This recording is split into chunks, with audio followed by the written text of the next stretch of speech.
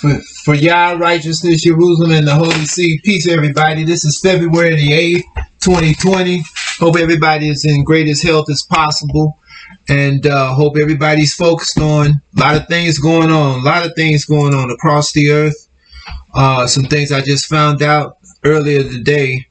Last night, really, after the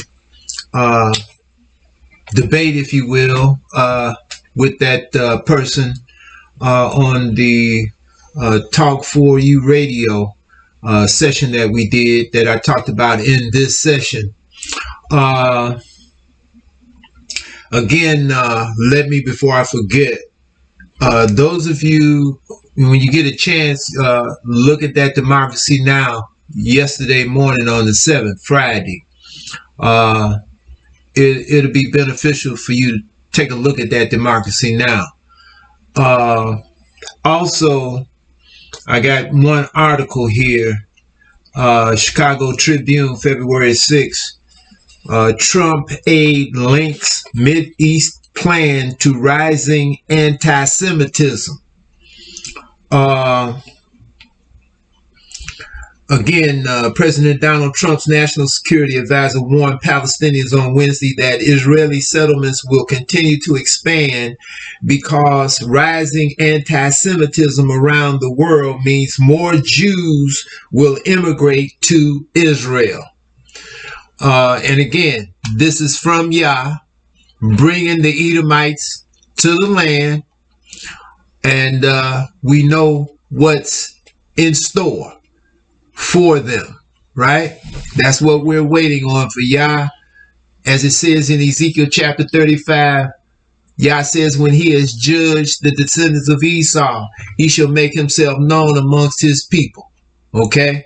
And again, as it says in the 33rd chapter of Yeshaya, the Jerusalem movement, we're not going to see a people of a deeper speech, a stammering tongue that we can perceive or understand, a people of a fierce countenance.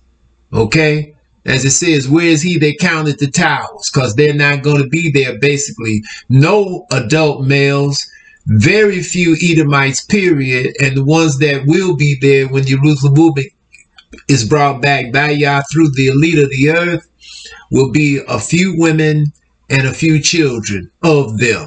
And that's what we see in the 49th chapter of Jeremiah, verse 11. Leave thy widows and thy children unto me. We also see it mentioned again at the back end of chapter 27, Yeshaya, when it talks about those women that come and break off the bowls and set them on fire, because it's a people of no understanding. And Yah said he will not have mercy upon them. So, you know, nice ass article, you know, talking about this so-called peace plan. Basically, they're trying to gangster our brothers and sisters, the so-called Palestinians, into going into this agreement, right? And as usual, they always dangle dollars, you know, economics in front of you, telling you this is what you'll get if you do what we want you to do. But as of today, from far as what we know, none of the so-called Palestinians in the land are going for it. They're all denouncing it. As I've heard, the Arab League denounced it as well. Okay, various others. I know Hezbollah has denounced it, because as I've said in the past, Hezbollah said they're never going to make peace with the Jews, ever. Okay. So again, Esau is, as it has been doing, appropriating land and pushing the so-called Palestinians off of it, and basically threatening them that if they don't go along, this is their last chance to acquire, you know, any parts of their land, the land of Israel. And again, this is happening, as we've said before, because the so-called Palestinians, who are Israel, basically, they don't know it. I think, and I'm sure many more now at this point have heard that they are Israel. I'm sure that Yah is bringing the remembrance of him back into them, as he said in Zechariah chapter 10, and causing them to remember him in far countries. As we see in Zechariah chapter 10. And I'm also sure, and that and maybe I should say, I'm pretty certain it very well could be that ambassador is going around amongst the nations saying, let's rise up against her in battle. If that hasn't happened yet, I don't think it's too far from that. Okay. They were telling me last night, Benaiah, Zakiya, and Yedida, about all of these locusts that are in about 5 or 6 different countries. I hadn't heard about that. They were telling me that last night. It's about 5 or 6 different countries. I'm sure one of them will put it up on the screen for those of you who've got the internet, you're looking at it. And these countries, like, various parts of it, or however much, they're blanketed with these locusts. Again, this is the whole earth this time. This is not just one nation. Okay? Yah is bringing forth his judgment, making his judgment rest to the light of the people, making many, many people across the earth stop and consider what they're doing, what they've been doing, what's going on. This is again why, we only got about 5 or 6 news outlets in this country, and they're doing all they can to manipulate the news and keep us from hearing about these different things. One of the reasons why I want y'all to listen at that Democracy Now! Show yesterday morning, Friday morning the 7th, because they tell you on there that America has equipped one of these submarines now with a low-level nuclear missile. They say it's about 1/3 of the nuclear power of the bomb they dropped on Hiroshima and Nagasaki. But again, as I was just, Yosha and I were on the phone, and so we were talking, and as I, said to him, and as I said to all of you in this session that just played, when the Soleimani situation happened, many people in the world became afraid because they figured we headed toward a nuclear war. It's getting ready to happen. That's why the doomsday clock now is 100 seconds to midnight, the closest it's ever been ever. But again, those of us who know the word of Yah of Hosts, our King, the King, he who creates, we're not afraid of that because we know when the nuclear war is going to happen. As we've talked about it here in the past, and we know that the nuclear war cannot happen before Yah is established in Jerusalem, his temple built. He comes into the temple, the sacrifice is on, he comes in at the first offering, Malachi chapter 3 at the top of the chapter,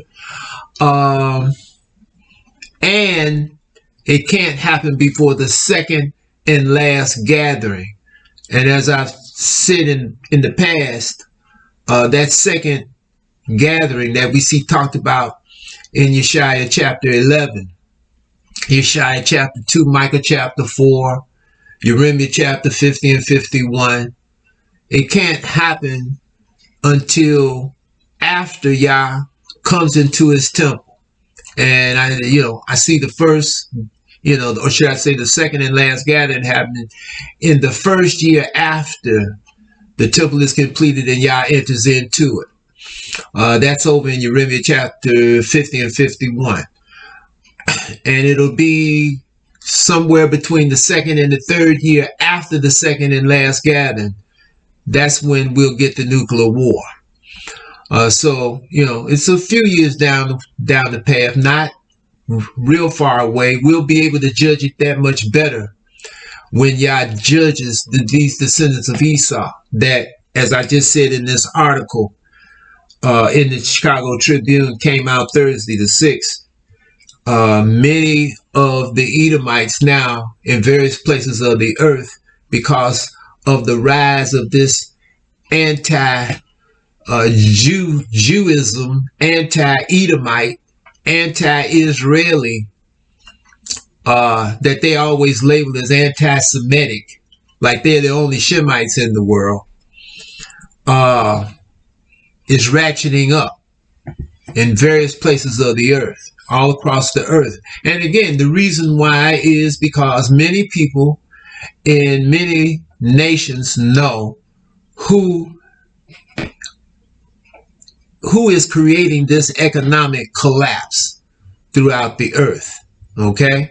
And as Yah said in that 42nd chapter of Yeshaya, he was going to stir up jealousy like a man of war.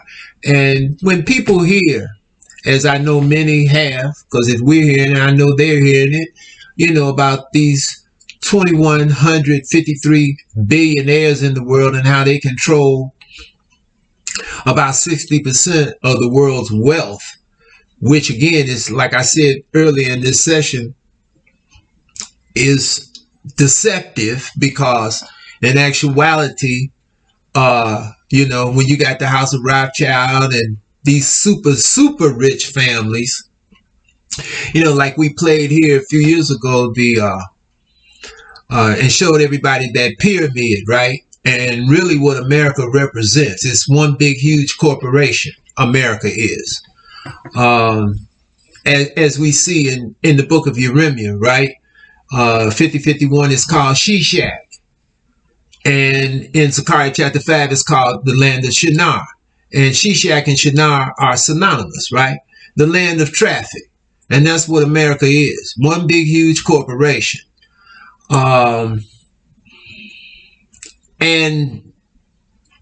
it was set up, by these illuminated Edomites. They came here, as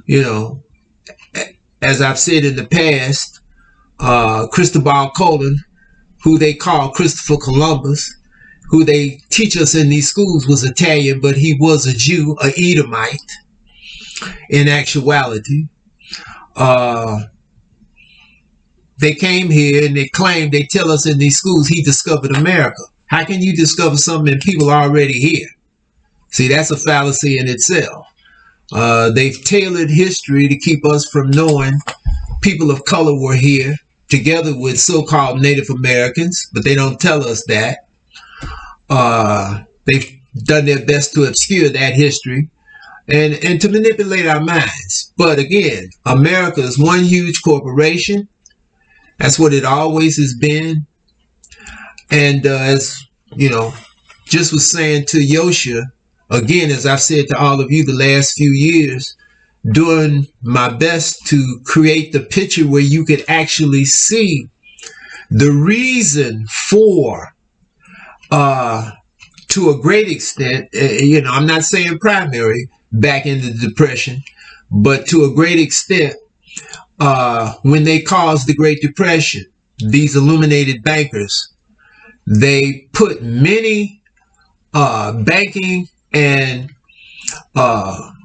credit union institutions that we had in our communities out of business. For those of you who want to hear about that, they've been showing, this month here again, this documentary called Boss, The Black Experience, right? They talk about Magdalena Walker, came on the scene back in the latter part of the 19th century. And she had a vision that, she was a Israelite. She had a vision, more likely than not. She really wanted to help our people in our communities because, Esau wasn't giving us any loans. You know what I'm saying? He wasn't trying to help us at all, right? And she started, this quote unquote black bank. And it wasn't for her to profit per se. It was just to create a money source for our communities, to aid and abet us. This was in New York.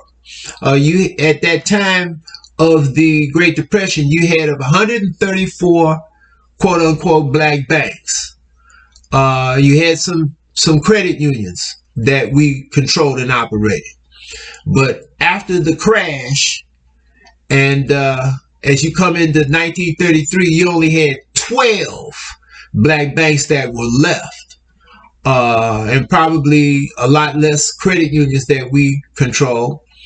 And then they all came up under the control of the Federal Reserve. As you'll hear, if you watch that Boss the Black Experience, as you'll hear this brother say, the regular, Gentile, Caucasian banks, the Edomite banks, they basically, they came back very quickly in the 30s. But in our communities, they didn't start to actually recover from the Great Depression until the 50s and the 60s. Okay, so we talking 20 to 30 years later. You follow me? They'll also tell you in that Boss the Black Experience during the Great Depression that any of us that had jobs, we were fired, and Caucasians who had been put out of jobs were hired in our place. Okay?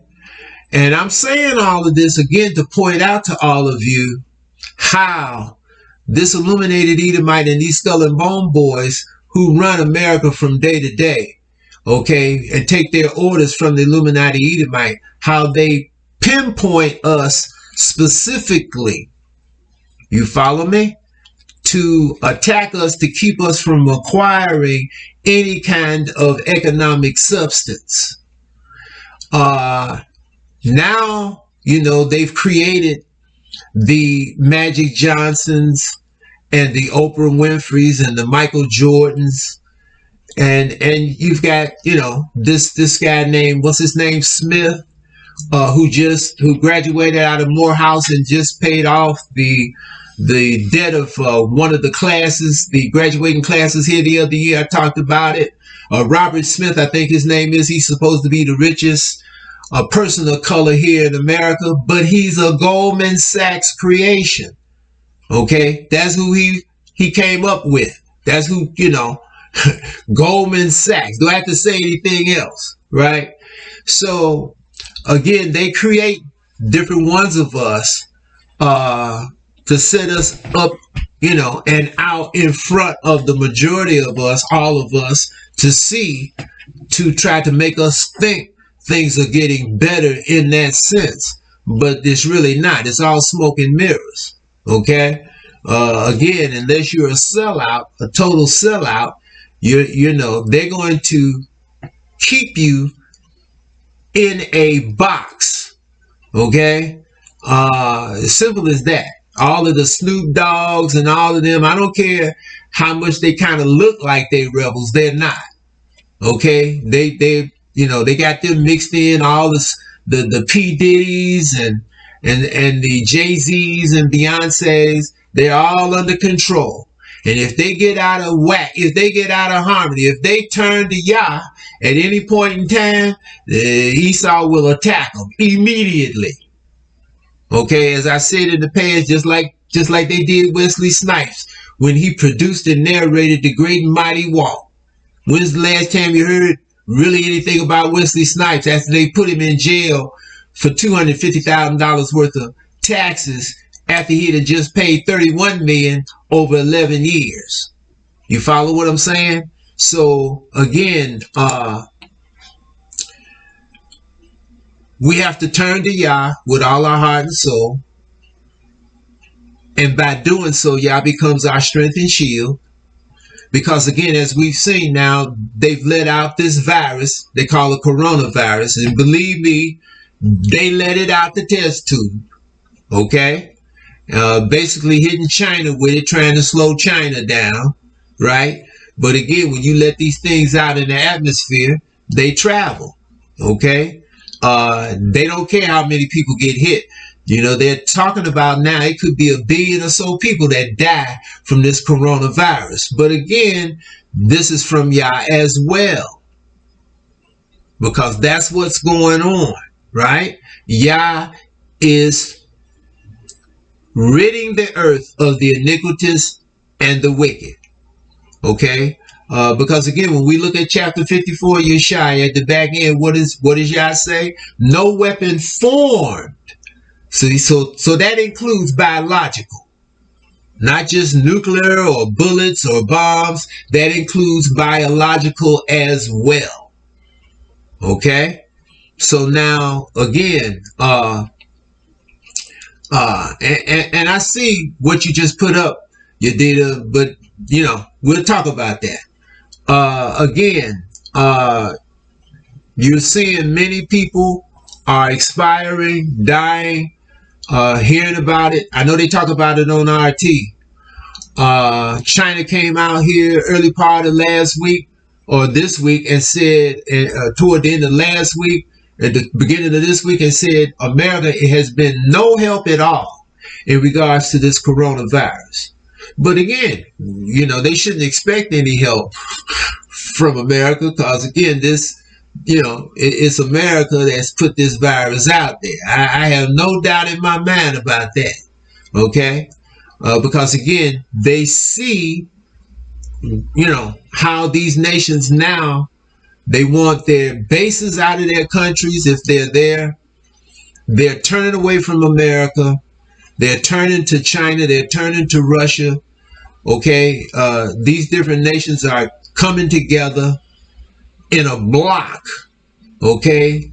As I was just, as I said in this session, right?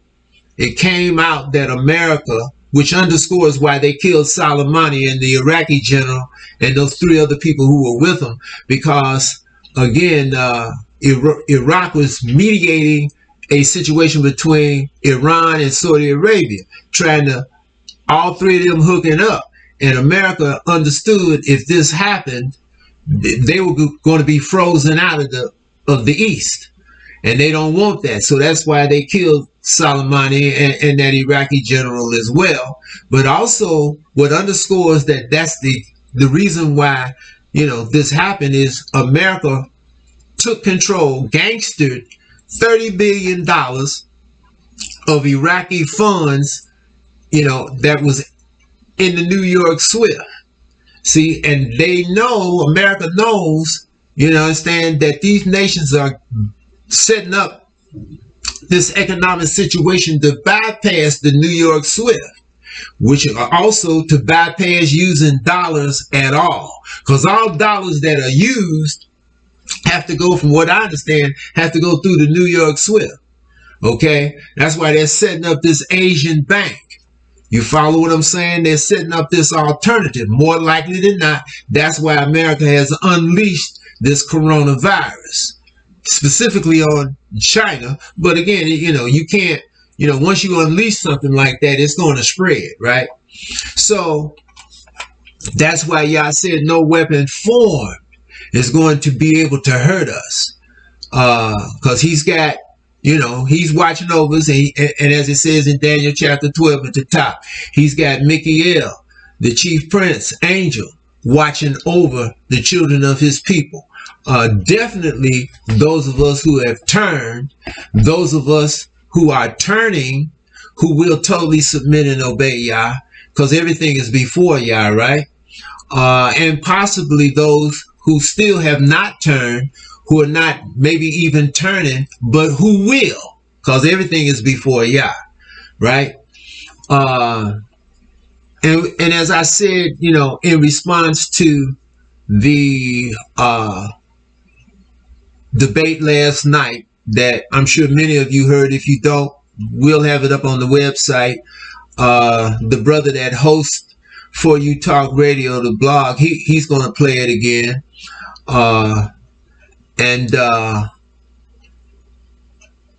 You know, I know it's many people out there that are confused, you know, because I come from confusion. Okay, so I understand how that works. I mean, we've been raised with lies and deception, not on purpose, you know, by our parents, our grandparents, the people around us, but definitely on purpose by this system. Okay, we've been propagandized from day one, as our parents were, right? But again, as Yah says in that 53:10 Yeshaya, who shall declare his generation? Well, this is the generation. And as I've said in the past, from the perspective of how they're attacking and have attacked historical data now, it's harder to acquire historical data. Okay? Because you got people like, it's a brother that calls a regular, and he, tells me out of this encyclopedia that he has, and it's short on information. Okay? And as I said in the past, I know from what Yah has shown me through the years, if it doesn't happen with us, it ain't going to happen. Because there's no way that the generations that's, a couple of generations behind us, it's no way that they can access this information, this historical data. I know it's people that, that tuned in on the first Talk for You show that we did a few weeks ago last month. They just don't have the historical background foundation. That's why when this brother in the first For You Talk show, he asked me about Hasidic, and I responded, well, that's Hasidism that began in 300 BCE, coming on down to, into 175 BCE. And he didn't understand what I was saying to him. And then he came back with, well, what about the Pharisees and the Sadducees? I'm like, well, again, that's Hasidism that evolved into Judaism. Okay? But he still didn't understand. He came back and said, well, what about Judea and Samaria? I said, brother, there ain't never been a nation, or should I say a tribe, in the nation of Israel called Judah. The name is Yahudah. He still didn't understand what I was talking about. See? So I know it's people confused. I can understand that and empathize with that. But at the same time, as Yah says there in 55 Yeshaya, come unto me while I can be found. Right? As he says in chapter 50 Yeshaya, who walks in darkness has no light and obeys the voice of my servant. You got to be able to identify the servant. And the only way to do that, you got to get into this book of remembrance and actually read it. Okay? So disregard the phone call. Whoever it is, they'll call back if they want. But people are short on information, short on knowledge, and that's what precipitates confusion. Okay? And now they can access it. Okay? It's like it says there in Zechariah chapter 9, when Yah says he still promises double to those who remain in the pit where there is no water. See, because now Yah is talking about when the Jerusalem movement has been brought out and is gone. Okay? And the Jerusalem movement has been brought to Jerusalem. Now the people, as we say in chapter, or should I say as we see in chapter 52 Yeshaya, they're going to actually see the way of the Most High get submitted to and be taken to Jerusalem. Chapter 52 Yeshaya. Then, as Yah says again in that 52nd chapter, that's when the whole world is going to see when Yah brings again Zion. Then it won't be any question about the movement of the Most High and the representative of Yah of Hosts, and that Yah of Hosts is he who creates. Won't be any doubt then, right, when that happens. But by the same token, again, that's Zechariah chapter 9, where are the people, who will remain here? Where are they going to call then? Who are they going to ask about these different things in this book of remembrance that they'll have? Okay?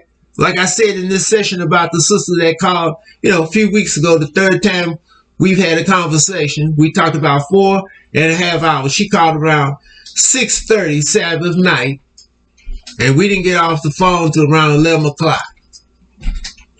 Okay? Maybe a little after. And she's got all these books that she told me. I know she's going to hear this. She might be listening now. But she reads out of that New King James. And we've spoken about it before, but I don't press anybody, but she saw it for herself. Like I said, about 3 hours into the conversation, maybe a little better. And she brought to me about how she saw many people not being recompensed for what they have done. I said, well, that's not true. Everybody gets recompensed. Whatever you do, you're going to get it back, whether it's good or evil. Simple as that. I don't care who you are. You're going to get recompensed. See? And so one thing led to another. So I said, well, turn on over there to, Leviticus 26, 40, 41, and 42 and read that. And when she read it, I said, I said, now, listen to how it's, read in the King James Authorized. And when I read it, then she grunted. She like, I said, right. You see how, that in the New King James totally destroys what's being put forth in that Leviticus 26 chapter 40, 41, and 42. I said, now that's why I say the King James Authorized Version is the one to be read. Okay? Now, again, it's things of this nature. See, because again, when you look at Yeshaya chapter 57, what does it say?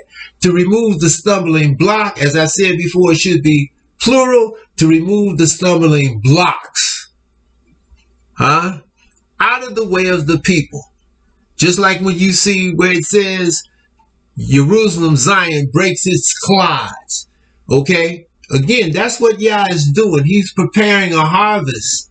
Removing the stumbling blocks, the stumps, the stones, the lies and the deception that have been placed in front of the people, that's been inseminated into the people for years, that's being taught in these houses of miseducation, these theological seminaries, lies and deception. That's the whole essence of the stone being cut out without hands.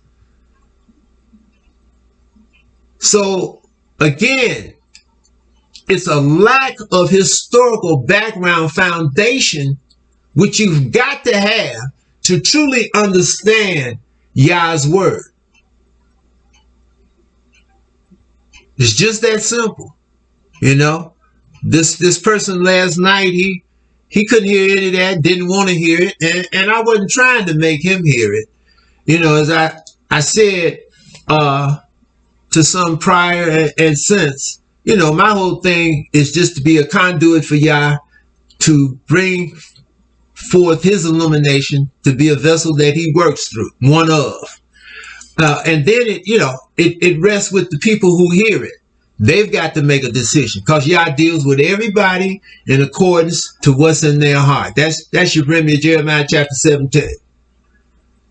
So it's between each and every one of you out there and Yah of hosts. And again, this is for everybody, whether you Hamite, Shemite, Yephite, Edomite, Israelite.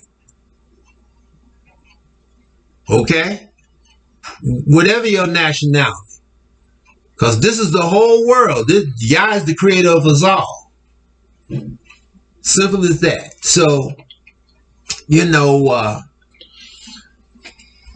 people got to read.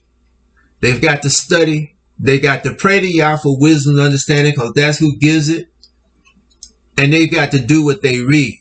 And if you don't apply those 4 things in harmony to this book of remembrance, this so-called Old Testament, it's going to be hard on you. You're not going to get it. It's just that simple. So, again, we're open to what you want to talk about. And indeed, I saw what you put up about the Chinese, Moabites, Ammonites. That's who I think they're part of, and we're going to see, right? What Yadida said was, peace, peace to you too, sis. My question is, if Moab is the Chinese people, could Isaiah 16 be talking about the coronavirus leading to the destruction of much of China's population in the next 3 years? Now let me look at Yeshaya chapter 16 to specifically see what you're referring to.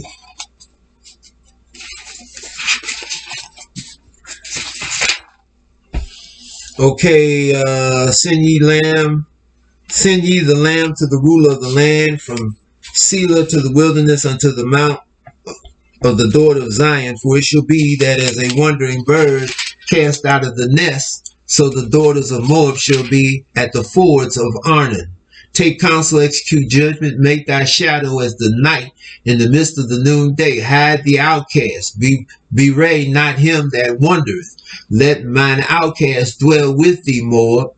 Be thou a covert to them from the face of the spoiler. For the extortioner is at hand, or should I say is at an end.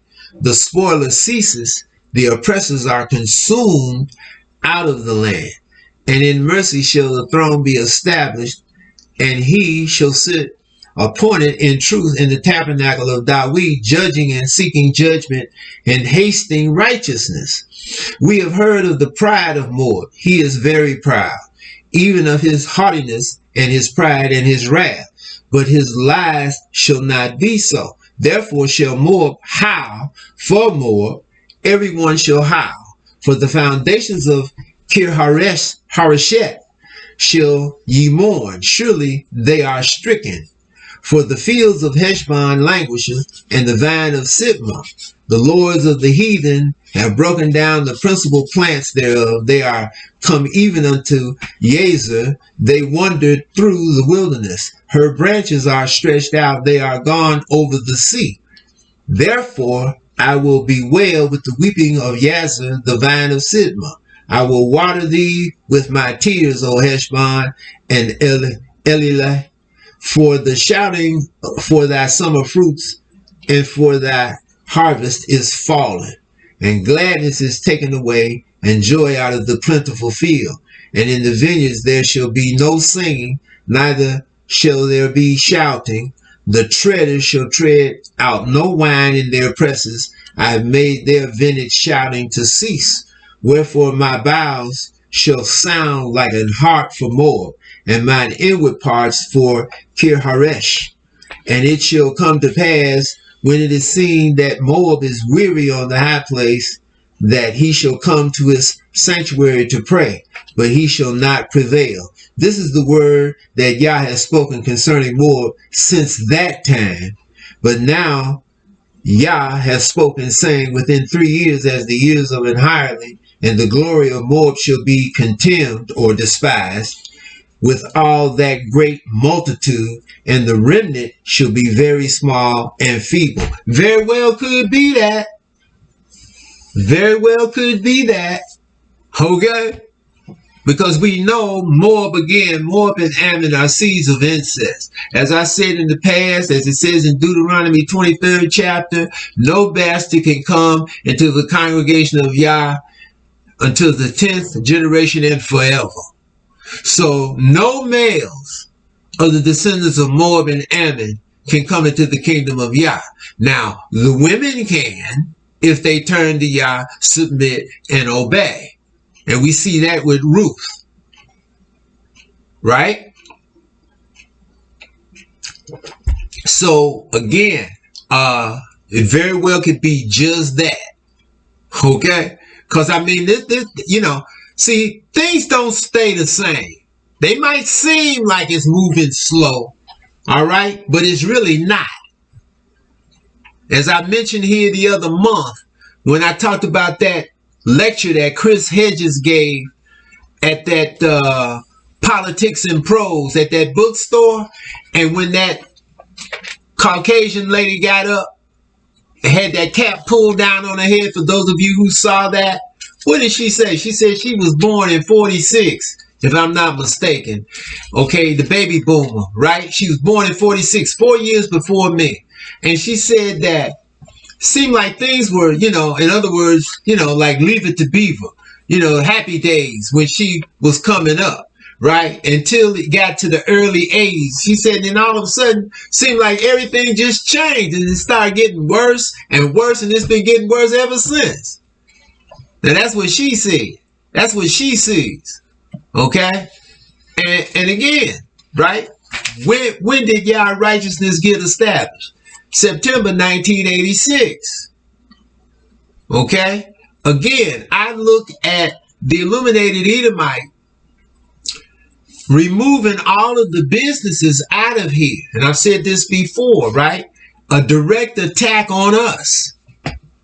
Because he knew that Yah righteousness was coming. See? He just didn't know exactly when. And when I say that again, I direct you to 5310 Yeshaya. Okay? Because you can't forget, we're dealing with the Illuminated. And it wasn't until Yah created Yah our righteousness that back end of chapter 51 Yeshaya comes into play. And for those of you who don't know what I'm referencing, I'm talking about when Yah says he's taken the cup of trembling out of the hand of Jerusalem. Okay? And Jerusalem will never drink of it again, ever. And he's put it into the hand of those who have afflicted Jerusalem, who have said to our forefathers, descendants of Jerusalem, lay your body as the ground that we may walk over, and we laid in the mud so that they could walk over us and not get their shoes muddy. See, because in that same area, doesn't it say, shall the prey be taken from the terrible? Shall the lawful captive be delivered? Question mark. And then it goes on to say, yea. Yes, that even the prey of the terrible shall be delivered. Right? But also we've got to be what? Lawful. We've got to be in harmony with the law. With all our heart and all our soul. Again, that's Deuteronomy chapter 30. Right? The first two verses and then the first two words in the third verse. Because it's not until you get in total harmony with Yah, as it says in the beginning of the third verse in Deuteronomy chapter 30, what does it say? That then Yah will remember the covenant he made with each and every one of our forefathers. The ones of us who turn Yah with all our heart and soul. Yah knows what line we are. He knows what tribe we're from. And when we do that individually, then he remembers the covenant he made with our forefathers in regards to each and every one of us who does that. See? But it's always been conditional. It always will be conditional. See? Because, again, that's how come we know without actually seeing it written that way that Moses, was in total harmony with the law when Yah called him.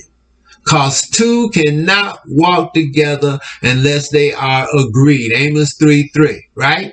And Yah changes not. Malachi 3:6. These are immutable pillars. Right? And as I've said before to all of you, when you look at the wisest man and what he said, the wisest man ever would be, Solomon, in Ecclesiastes. What did he say? There's nothing new up under the sun. What's here today was here yesterday. And as I said, and if, what was here yesterday will be here tomorrow if it's going to exist. Because that's one of the main points that I said last night, in this debate, whatever, right? This person, he wanted me to keep going around and around as he's, all off into this New Testament, spurting out this New Testament garbage. But when I said that, first of all, near the beginning, when it says the New Testament of our Lord and Savior, Yahushua the Anointed, of Jesus the Christ, That ain't got nothing to do with Yah. So that kills it right there. That knocks it out right there. It has nothing to do with the creator, the strong one of Abraham, Isaac, and Jacob, Israel. The strong one of the whole earth. Ain't got nothing to do with him. When you see that, the New Testament of our Lord and Savior. When the name itself, Jesus, which comes from Yahushua, that came about in Numbers chapter 13, right? And it means what? Yah is my help, my salvation, my deliverer. So why are people praying?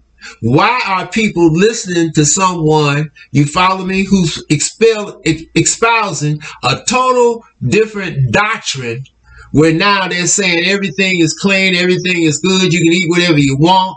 The Sabbath day is the first day of the week instead of the seventh day of the week. Why ain't anybody listening to that garbage at all? And it's a religion. And all religions are belief systems. And as I said in the session last night, as I said to all of you in the past,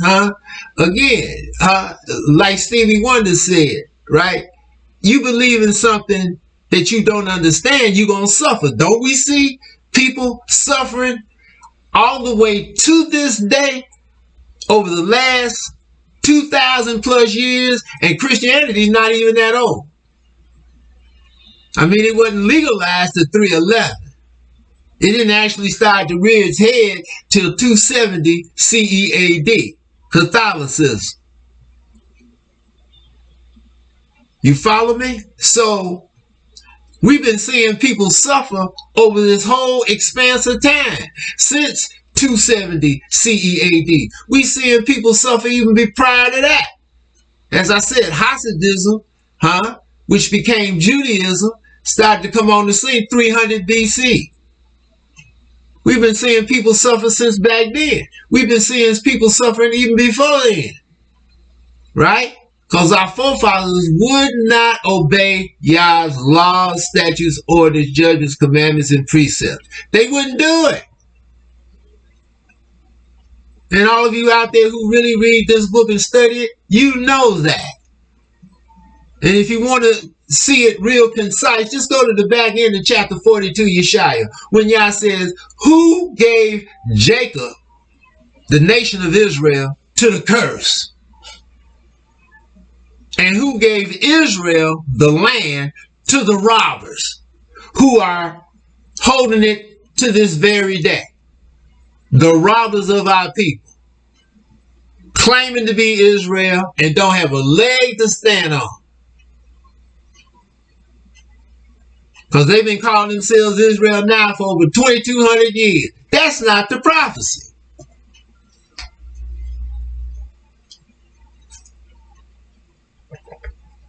All right? That's not the prophecy. When you go to Deuteronomy 28:15 through 67, what did Yah say that was going to happen to Israel under this curse? We were going to be under other people. We're going to take on their ways. Isn't that right? He was going to wipe our mind clean for a solid 2 days. Hosea 6 at the top of the chapter, which is 2,000 years. We wasn't even going to understand who we were, where we come from. Whatever people called us, we was going to take that.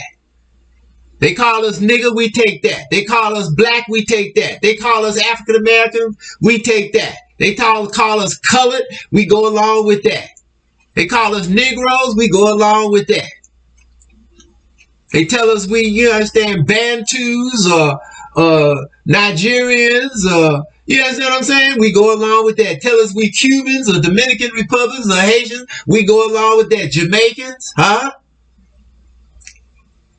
Now that's the fate of Israel. So who is this people been saying they Israel now for the last, like I say, 2,200 plus years, calling themselves Israel? That's not the prophecy. Now they Jews, they that, they are that. Okay? But again, any Israel Israelite calling themselves a Jew, that's an Israelite that's confused. Because they are not Jews. See, now they might be plugged into Judaism, that religion, which is a belief system that they don't understand, right? And just like Sammy Davis Jr. and some others of us, they suffer bad. Simple as that. Okay? So, you follow me? It's a lack of knowledge, a lack of commitment, a lack of submission. See? The reason why people are all caught up in these lies and deception. Simple as that. But if one is totally committed and submitted, again, this is the new covenant. You know, I mentioned it last night on this session, right? 31:31, you remember? Everybody got to read this time. Everybody is responsible to read, study, pray, and do. Because as I said again last night, as I said to all of you in the past, Malachi chapter 2, what did y'all say? The people sought the law at the mouth of the priest in ancient times. There was no lot of books. Okay, the printing press didn't come on the scene till the 15th century CE AD. You understand? Johann Gutenberg. And he didn't have it long because he didn't have any money. And he ended up selling it to this guy named Fust, F-U-S-T. Who that sound like to you? Who had the money? Huh? It's more likely Edomite. And they got control of the printing press. Huh? But they had to control that just like today. Right? Like I said earlier, I'm pretty sure I said that, right?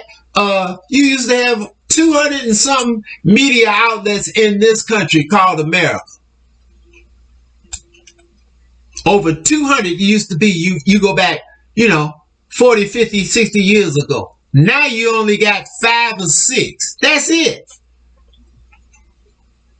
Churning out all of the propaganda to the people. To do their best to keep the people dumbed down. So that the people really don't understand what's going on. Here, America is the biggest debtor nation on the planet. Broken and broke. Okay? You understand? Here the last few years, they've been equating America as a comatose body. You understand? On the bed that's actually dead. But, you understand, Dr. Frankenstein is trying to shoot it with electric shock and give it all kind of,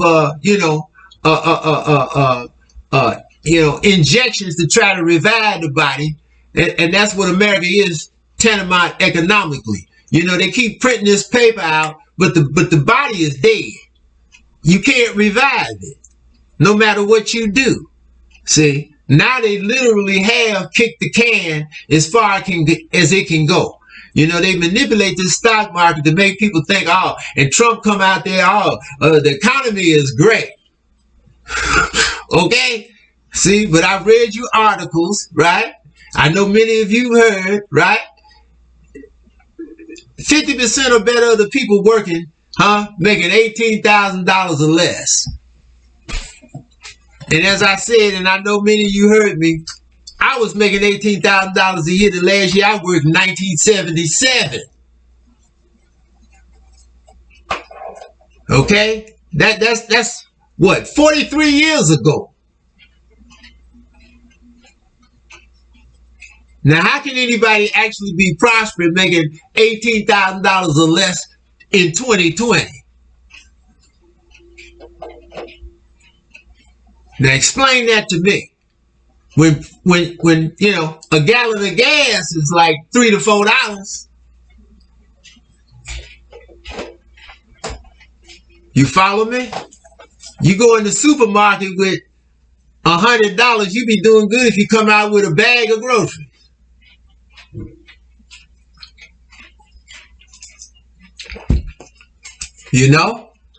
So all depend on what you get, right? And as I was just saying to Yosha, I said to some people here the other week, I went in the store here the other week, the one downtown I used to go to regular, Whole Foods, and when I come around the corner, and you know they got the freezers with all of the frozen vegetables and whatnot, they was almost empty. Yesterday when I went to the store, Whole Foods out this way, right? A lot of the bins was almost empty. A lot of the beans, you know, pinto beans, navy bean, great northerns beans, you know, red, is almost empty. Some of them were empty.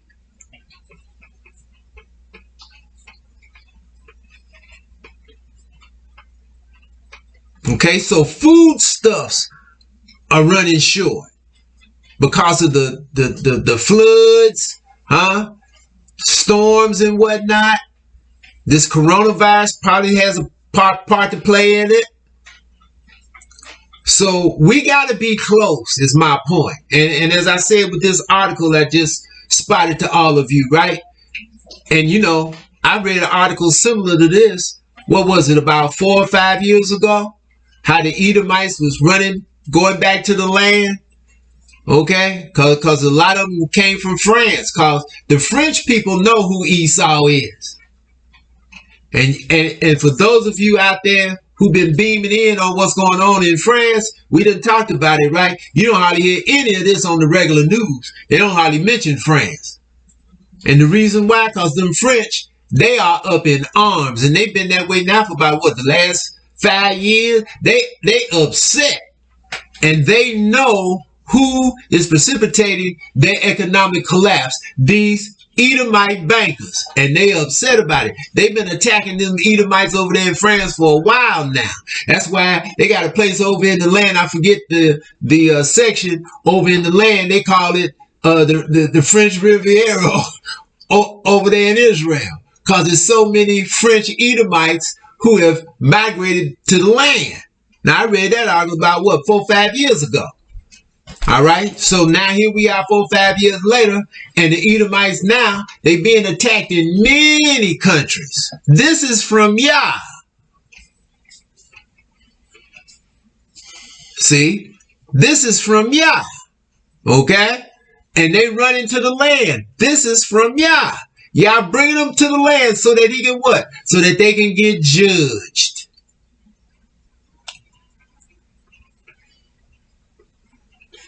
And it's going to happen. We close. We are close. Believe that. Okay? We are close. Esau getting ready to get judged. They got to. You reap what you sow. Everybody does. I don't care who you are. Whatever you put out, you're going to get it back. Whether it's good or whether it's evil.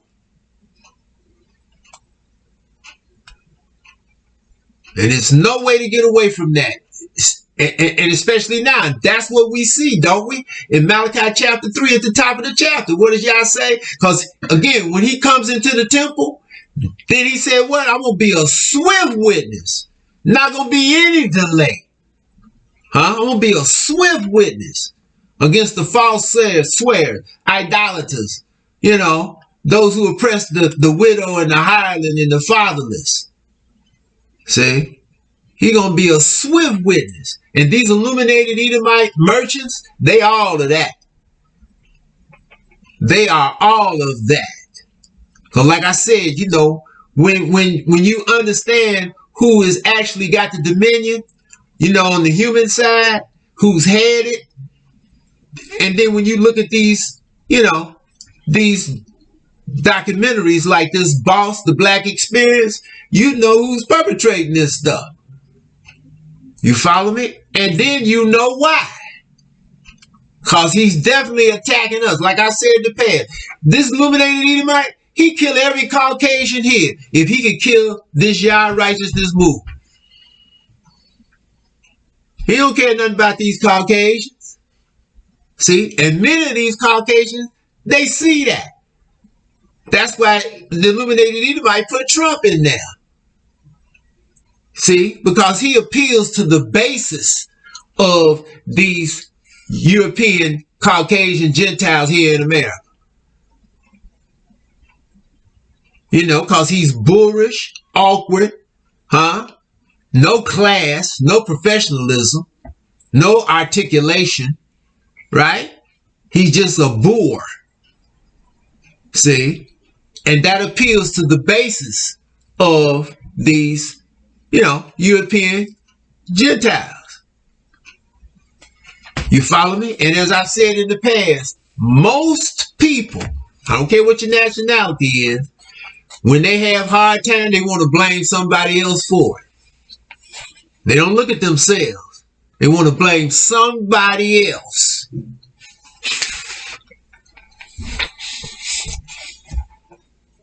See, but at the same time, a lot of these European Caucasians, right, they see Trump as a liar now after almost 4 years. Okay? But he still got a lot of them, plugged into him. You follow me? Trying to give them hope. That's why, again, they control this media. They don't want the people to really understand what's going on in the world. And the ire, the acrimony that is rising up against this country. See? And you know what they put out to the people here, right? See, people are jealous of us because of our freedom, because of our prosperity, all that nonsense. Okay?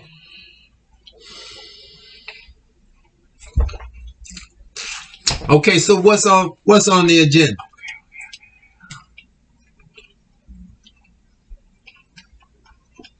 Okay, peace, Yosha. Oh, here. What are you looking at? Business? Yeah. You say Yosha. Brother Yahuda, peace and y'all bless you and your family. You too, brother. Brother, I have a question. If we're leaving out of here like the coming out of Egypt, doesn't that mean we are all leaving out of here at the same time as did our forefathers were brought up out of Egypt? Since Yah changes not, won't we all be brought out at once? Again, the Jerusalem movement is going to be acknowledged and submitted to. Again, the Yah's spirit is already working on the monarchies. This has been going on now since September, October 2004. We've talked about that. They had to be sprinkled. They've been sprinkled, and the spirit of Yah been working on them. Again, this very well is part of what precipitated the situation with Harry. Okay? I've mentioned Harry in the past. Once he got that fly, a little over a month later, he wore a Nazi uniform outfit to this Halloween party, and it raised a big furor. Okay? So now again, knowledge is steadily coming out more and more. But again, to your question, when they come to get the Jerusalem movement,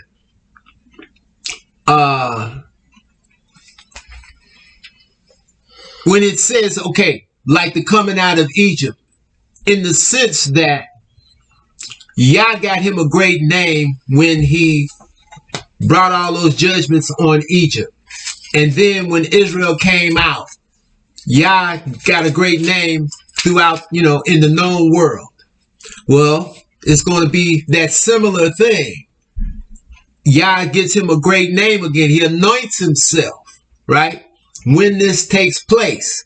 You follow what I'm saying? When you look at that 49th chapter of Yeshaya, what does it say? They're going to come and they're going to come before. Let me read it to you exactly what I'm referencing. I'm going to pick this up at verse 18. Lift up thine eyes round about, and behold, all these gather themselves together and come to thee.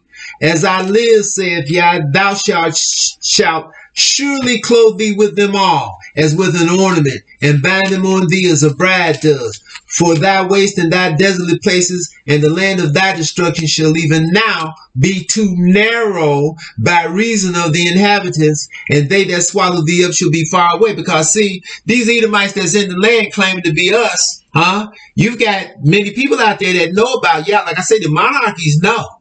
They've been watching. They listening. It ain't no doubt about that in my mind whatsoever.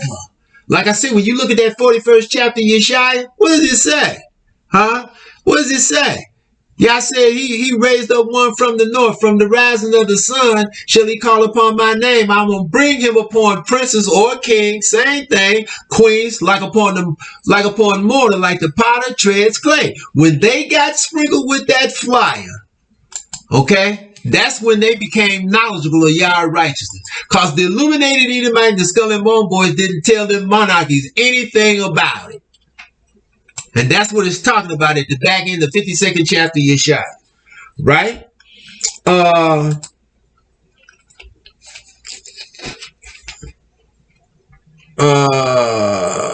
This is the verse. I'm going to go down a little bit further. I'm still in chapter 49, right? Let me just pick it up where I stopped. Okay? Verse 20. The children which you shall have after you have lost the other. See, that's us today, right? Shall say again in thine ears, the place is too straight for me. Give place to me that I may dwell. That's what we're going to say when we initially get back. You follow what I'm saying? Because see, as I said in the past, you still got some of us out there, possibly in the room right now. You follow me? That still got some doubt. That still don't truly understand that Yah is he who creates. You follow what I'm saying? But check this out. Verse 21. Then shall we say in our heart, who hath begotten me these, seeing I have lost my children, and am desolate, a captive, and removing to and fro? And who hath brought up these? Behold, I was left alone. These where had they been? Because this is like the city talking. You follow me? See, but again, because when we get back, you understand what I mean? We're going to be right there with Yah. You understand what I'm saying? Right there. And man, that's her spirit going to change. But it's going to change for the better. But we're going to know unequivocally, man, we got to stay tight. We got to do what we're supposed to do. You follow what I'm saying? But again, as I mentioned in this session, like Jacob and Yahadasa, when we were talking, they brought it to me, Yehuda, chapter 34, Exodus, verse 6 and 7. And like Yahadasa said, Yah said it twice. When he put Moses in the cleft of the rock and put his hand over, and then he removed his hand as he caused his backward pause as his glory passed by, and he proclaimed the name of Yah. And what did he say? Long suffering, great in mercy, but by no means clearing the guilty. See, that's why you got to acknowledge. You follow me? Humble thyself. But Yah is long suffering. See? And again, when they lay this on me, then I'm like, 57 Yeshaya. Yah dwells with the contrite and humble spirit, to revive the spirit of the humble and the heart of the contrite. You cannot be contrite unless you sin. But the whole deal, Yah takes pleasure in when one acknowledges that they have sinned and seeks his faith, seeks forgiveness, humbleness. See? That's why we in refinement. And again, coming to your question, the movement's coming out. And all who's plugged into it here in this country, who's, you understand, in harmony with Yah, they coming out with it. But you gonna have some who not ready. They gonna want to come back, but he ain't letting them get back. And again, you got others in other countries. The Congo, Jamaica, You follow what I'm saying? In the Caribbean somewhere, over there in Europe, in England, in France, in Austria, in Switzerland. You understand? Maybe in the East, the Far East. You understand what I mean? Iraq, Persia. You follow me? Possibly in Russia. They plugged in. They gonna want to come back. It's up to y'all on whether they gonna come. He gonna allow them to come back with him and his arm. Because we see this in Ezekiel chapter 20, don't we? What does y'all say? And it's only applied to the Jerusalem movement when he brings it back. Because it ain't talking about the second and last gathering. You're going to have a lot of them coming in the second and last gathering that's going to claim that they're going to be about Yah. They want to be about Yah. But they still going to be rebels and transgressors in their heart. And they're going to get purged out at the last battle. Simple as that, right? You understand? But in this Jerusalem movement, nobody can come back with Yah that's not totally committed and submitted and in harmony with Yah. In harmony with, as it says again in Yeshaya chapter 50, who walks in darkness has no light and what? Obeys the voice of my servant. But putting their trust in the name of Yah and standing upon Yah. And all who's not like that, they ain't coming back with the Jerusalem movement. And again, when the Jerusalem movement is brought back and set in the midst of our sisters, Ezekiel chapter 16, that's the, hey, who's for Yah? Come on over here to us. They're going to have to make a decision. Now, you're going to possibly have some who going to say that they about Yah, but still rebels and transgressors in their heart. It ain't going to matter. I was getting to this last night, but the time ended because this person kept bringing up about this 110th Psalm and how I'm saying David is sitting in the throne of the Most High. You know, I never said that. See, you understand what I'm saying? But he tried to equate that too with, Zechariah chapter 13. When it talks about the shepherd who is my fellow. And he made the statement, how can you be a fellow to God? You understand what I'm saying? But again, that's his interpretation, which is totally in the dark. Because when it says that, again, all of us who are totally committed and submitted to Yah, we are in fellowship with Yah. We become his, servants. And we have a rapport, a companionship.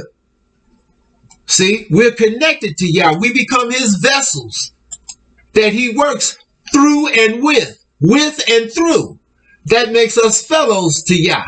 So quite naturally, the seed of David, the shepherd that Yah has raised up to work through, he is fellows with Yah, right? And then what does it say in Zechariah chapter 13? It says, smite the shepherd and the sheep shall be scattered. And again, that's Zechariah chapter 12 and chapter 13, talking about the same time. That's when the Jerusalem movement is brought back and set in the midst of its sisters. And then, like I said, when we get back, you're going to have Israelites there. You're going to have, Israelites so-called, used to be known as so-called Palestinians. Some of them going to be for Yah, some of them aren't. You're going to have other Israelites, as we've said, that have gone before Yah. Like I said, I think the other month, somebody told me, they trying to claim they went before Yah to spy out the land. And you know what I mean? Because they trying to, substantiate them getting ahead of Yah. Because they didn't heard what, Yah has brought through this movement. And they understand it, so they're going to try to, you understand, assuage their situation by saying they were sent before the movement to spy out the land. We don't need nobody to spy out the land. See, which is, again, going before Yah is in total contradiction, right? You understand, to Yeshaya chapter 33 that I just mentioned earlier, that I mentioned in the past. What does it say? The Jerusalem movement ain't going to see these Edomites, a people of a deeper speech, stammering tongue that we can perceive or understand, a people of a fierce countenance. Because they're not going to be there when the Jerusalem movement comes with Yah on the head of us, when he brings us back. So quite naturally, when Jerusalem gets there, you're going to have different Israelites, whether they be of the Palestinian persuasion or whether they be possibly out of descendants out of Yehuda, Benjamin, and Levi, who have gone before Yah, because they rebels and transgressors, right? And they're gonna say, oh, well, we're about Yah. That's what they're going to say. But again, okay, you understand? But what's the next move after that? We get to dismantling all idolatry in Jerusalem. Why? Because Jerusalem has to be totally cleansed of idolatry before this third and last temple can be built. And this third and last temple is paramount. That's the most important thing. Because it's not until this third temple is built, completed, and them sacrifices on, we're going to get those healing waters coming out from Jerusalem, from up under the temple. And with those healing waters, that means all of the coronavirus, all the SARS, all of this pollution, from fossil fuels, all of this starts to get, you understand, being rid of out of the earth. And it doesn't start until this third and last temple is built, completed, and them sacrifices are. Simple as that. You think these monarchies haven't heard that? You think they not listening to that? See? And Yah, the Spirit of Yah is working on them. That's why they had to be sprinkled. You follow me? That's why they had to be sprinkled.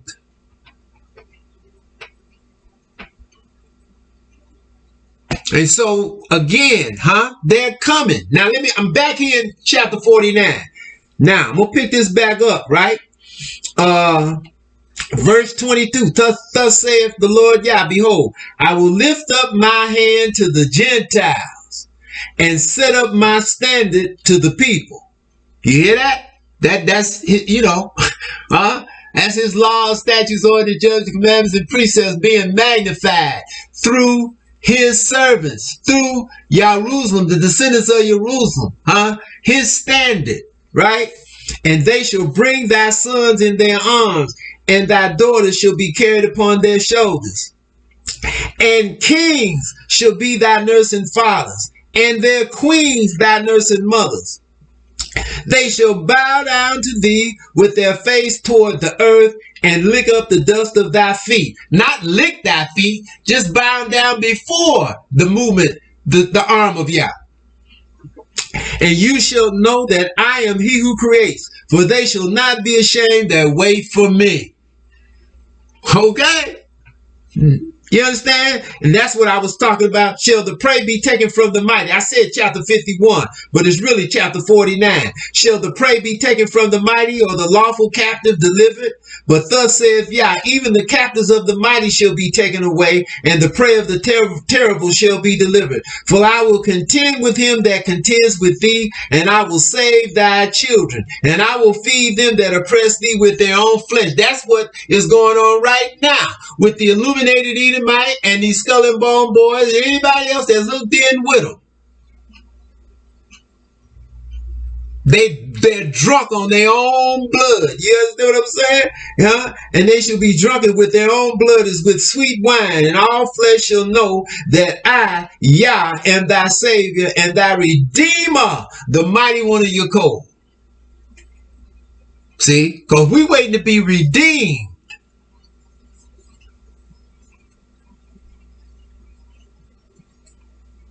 See, this is why we have to acknowledge, so that we can get redemption. This is why we have to submit and obey and pray and plead with Yah to have mercy on us, on Israel, on all of us who have turned their heart back again to Yah. That's why, again, that's been part of my prayer for years, right? That over there in Yeshaya, chapter 53. Take all of the Israelites who have died all the way to this day, didn't know they was Israel, made their grave with the wicked and with the rich in their death. Take their soul as an offering for sin, Yah, and turn your heart back again to your people.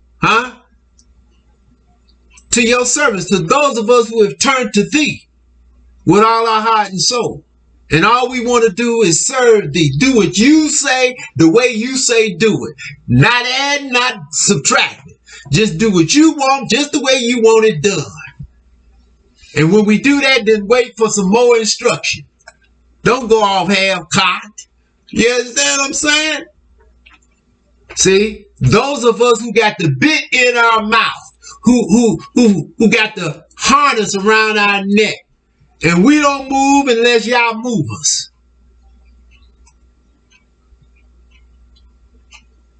Because we waiting on him. See, we don't care how long it take. We quite naturally, we want it to happen, but hey, however long it take, we waiting right here for you. Because we got faith in y'all. We know y'all's at work. Because like I said, this is the whole world this time. This ain't no one country. This is the whole earth.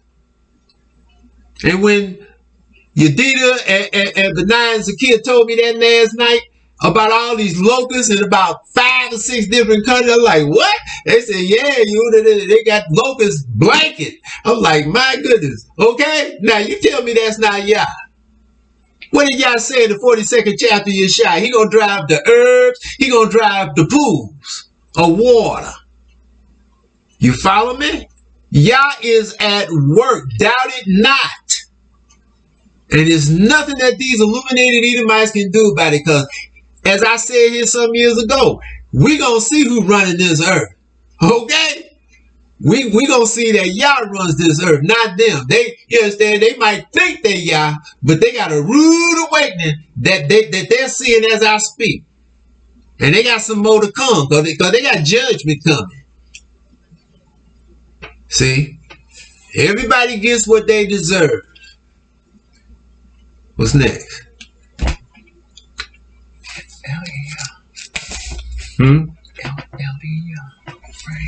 Okay, Elia, peace to you too. In regards to what you were saying earlier about wondering how close Isaac got to when Israel went into Egypt.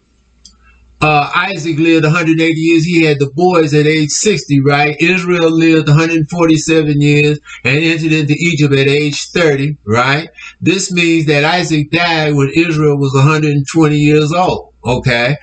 10 years before Israel went down to Egypt to Yosef. Okay, I hear you. That's what I love.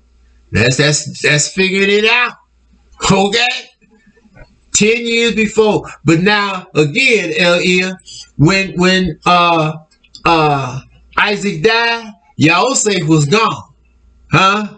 Yosef was gone. He's not quite halfway through those 22 years. You follow what I'm saying? But again, he was getting close to okay, you saying it was 10 years before Israel went down into Egypt. Okay, so now that means that because they went down in 1870. All right, so that means Isaac died in 1880, and that means that Yosef was in the dungeon when Isaac died, and he had one more year left in the dungeon before he was raised up, because, you know, he had done the 7 years. You know, he was raised up at 30, so Yosef was like 29 when Isaac died. He was raised up at 30. He did the 7 years of the double, and then he was 2 years left. 2 years into the 7 years of famine, right? When Israel went down there. So that means Yosef was 29 when Isaac died. So Yosef was gone. That's what I love. That's good figuring. See, and see again. You follow me? See, because I know y'all Das and Yaakov, they gonna hit it, they gonna love it too. You understand what I'm saying? See, that's what I love. See, we all about Yah. You can't beat it. Huh? We all plugged into the Most High. You follow what I'm saying? Ain't nobody better than nobody else. We all working for the Creator, the King, huh? And he works through us. And he brings this illumination out, huh? For the benefit of us all. What's better than that? Huh? What did Solomon say? Or was that Dawid? You know, brethren dwelling together in harmony. Huh? What's, you know, come on, man. You know, we ain't pulling at each other, trying to pull nobody down, trying to compete against one another, and you know what I mean, and shine over somebody. It ain't about that. That's a bunch of nonsense.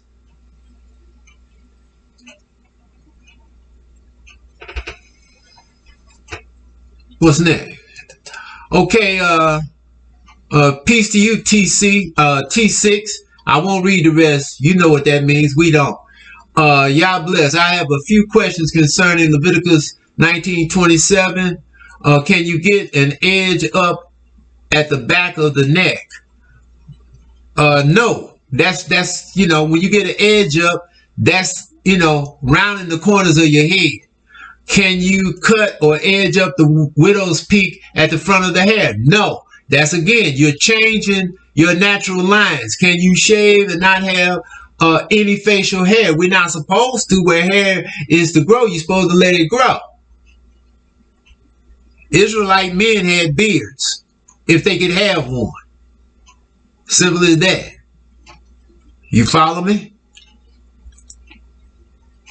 You know, the guy last night, y'all brought him up on the tube. I saw him. He looked like he one of us, but that don't mean he one of us. But boy, he had, you know, his beard all cut and, you know, you understand what I mean? You know, like he done lifted a tool up on it. He totally out of whack with Yah's law.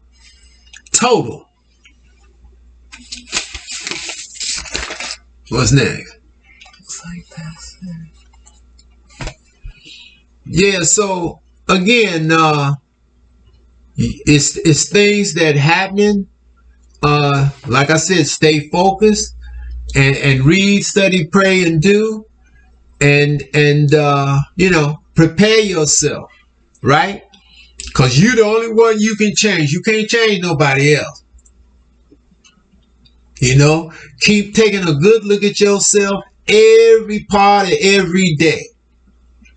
Take yourself apart and put yourself back together again continually, predicated on the sure foundation, Yeshua chapter 28, which is this law, with all the attributes of the law. Simple as that, okay? Because we're close, getting closer every second of every day, okay? Because like I was just saying, when the Jerusalem movement is brought back, again, all right, who's for Yah?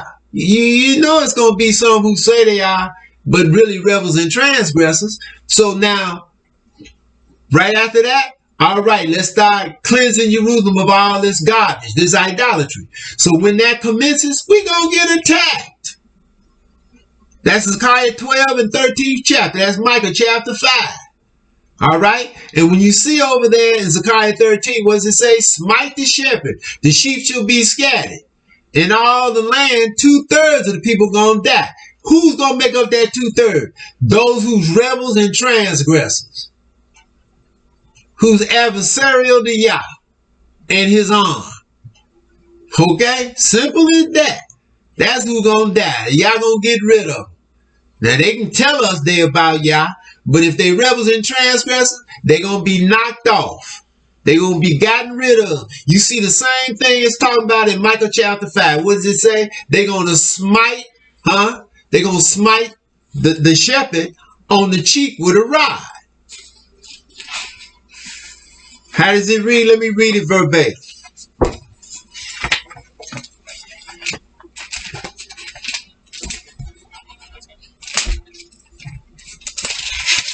Okay, chapter 5. Now gather thyself in troops, O daughter of troops. He has laid siege against us. That's the Assyrians. When they come in on us, right? They shall smite the judge of Israel with a rod upon the cheek.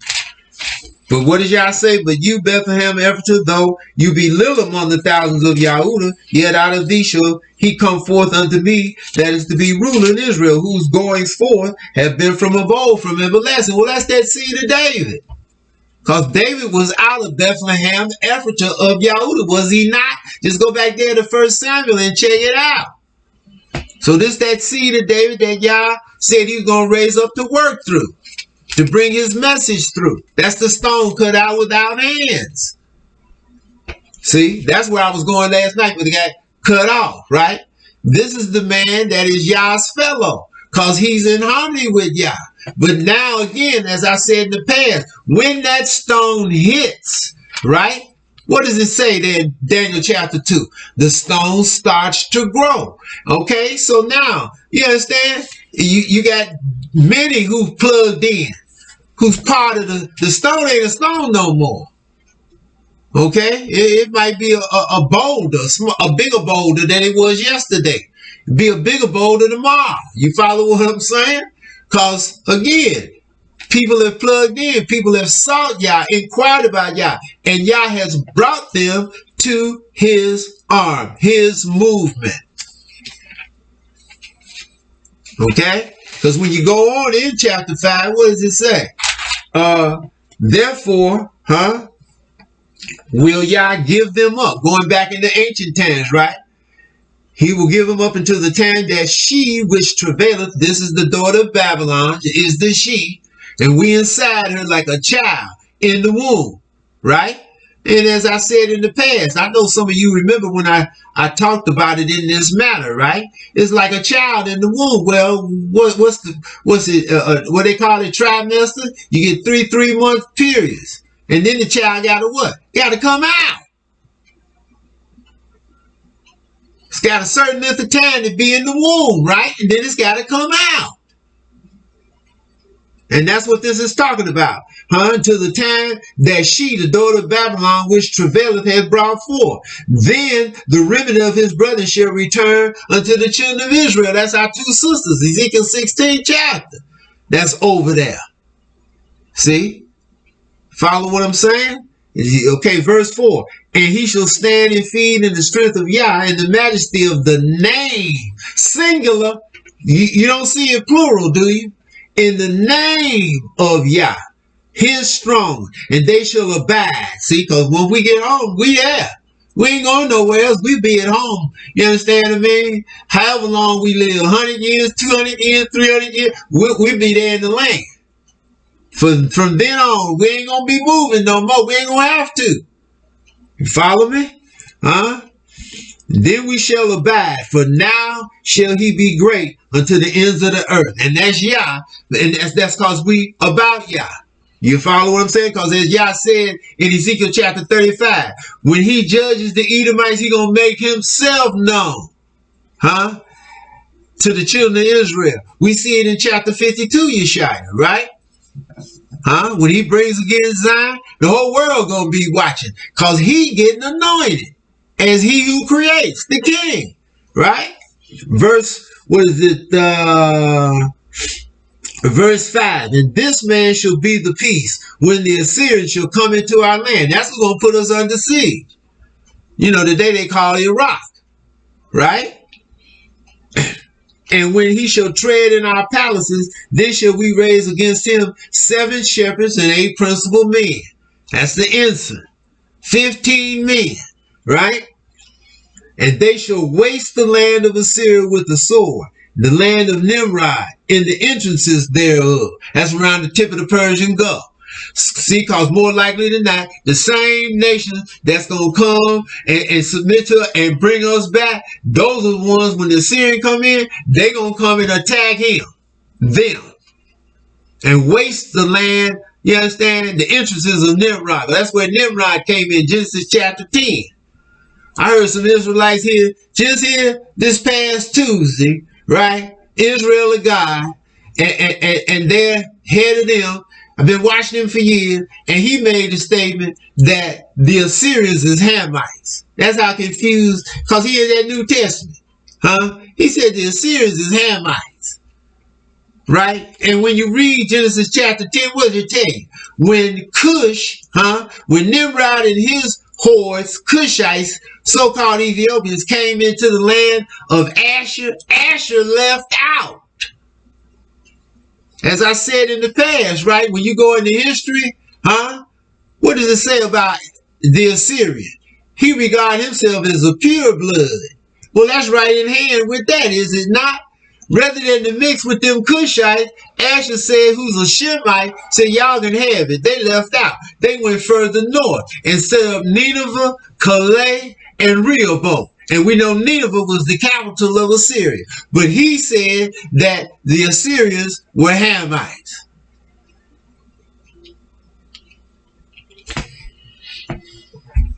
And Bowie is his name. I know Bowie got to be about 90.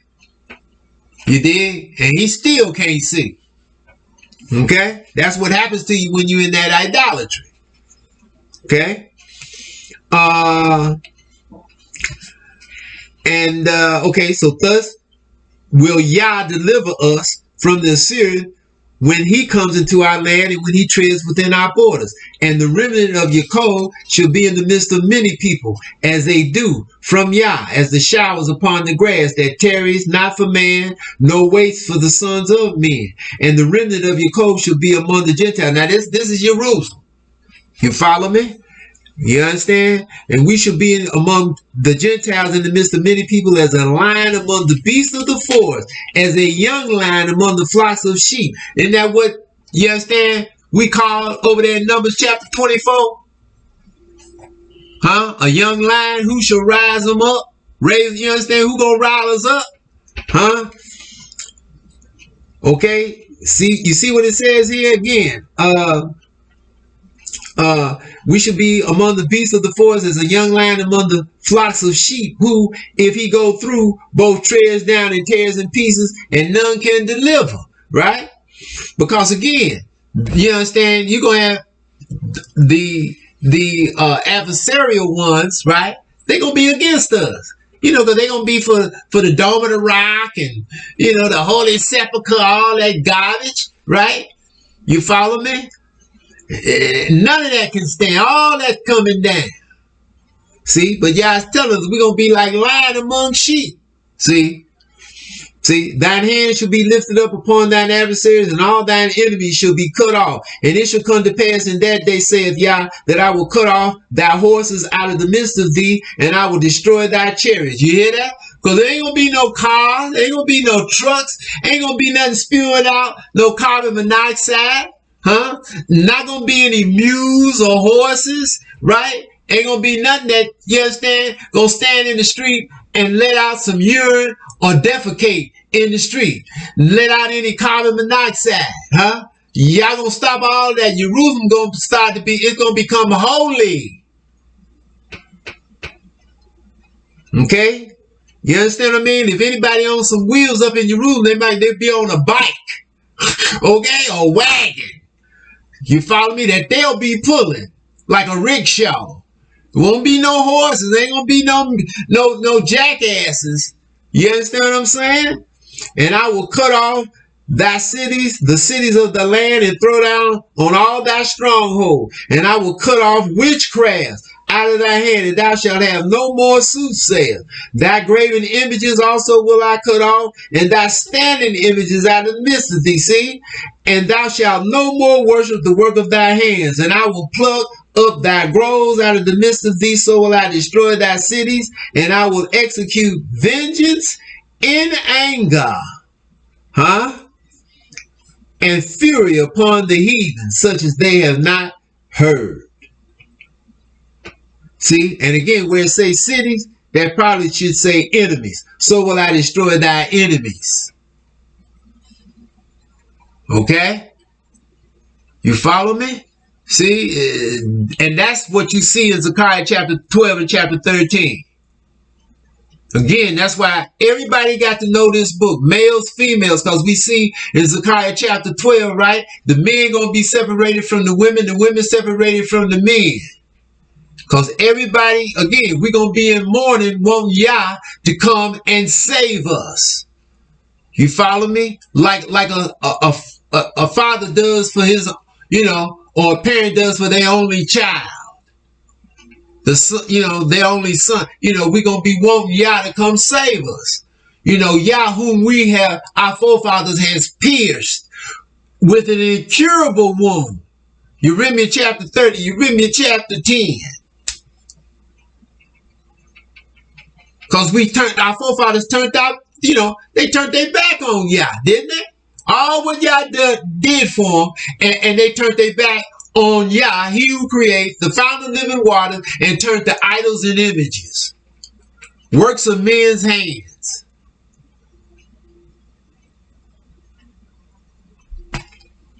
Follow me? See, so again, that's what's going to happen. That's why I say, smite the shepherd. Okay? You understand? The seed of David, they're going to hit him on the cheek with a rod. Pow! They're going to hit him. He's going to smite him. He ain't going to die, but they're going to hit him because he's going to be speaking peace to the heathen, and they ain't going to want to hear it. See? Because they're going to be upset that we getting rid of the dome of the rock and the Eli's mouth.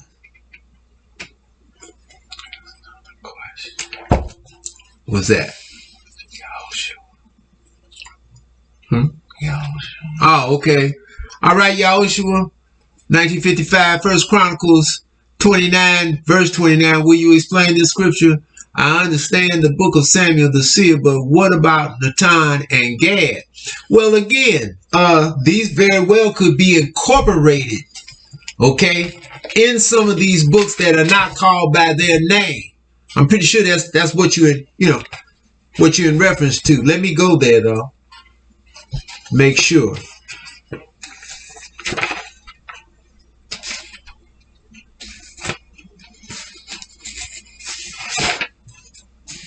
Okay, so 29.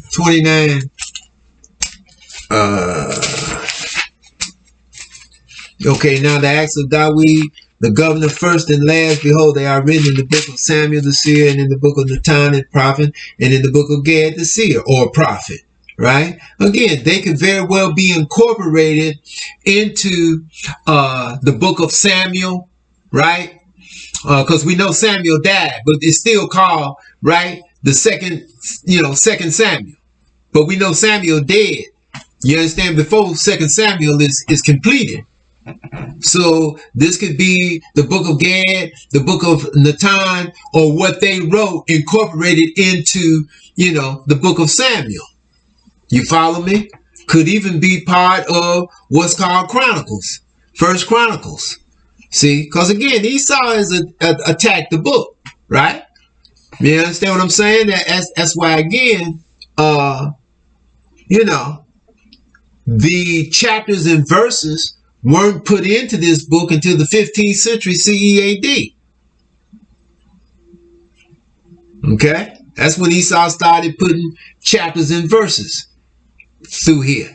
And, and again, as I said before, he's got some of this stuff. When you read it, if you start from the bottom up, maybe in the middle of the chapter, you start from the bottom, kind of like a bottom of a thought, and go back. It reads fluently, huh? That has happened to be at different times, okay, different places, because Esau has attacked the book, and again, he's the prince of darkness. He's to bring confusion. That's what he's about.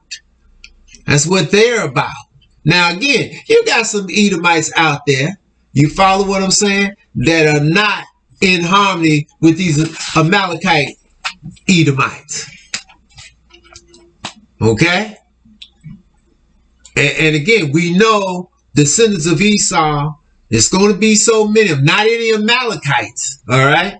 But you're going to have some, possibly Temanites and some of these other Edomites out of Ruel. As I said, when you look up Ruel in the Genesis 36 chapter, right, it means friend to the strong one. So one of them Edomites was called Ruel, right? So it could be some of his descendants. But we know it's going to be descendants of Esau that's going to transition over into the kingdom of Yah. Okay? We know that. It just won't be the way it look. It won't be any adult males.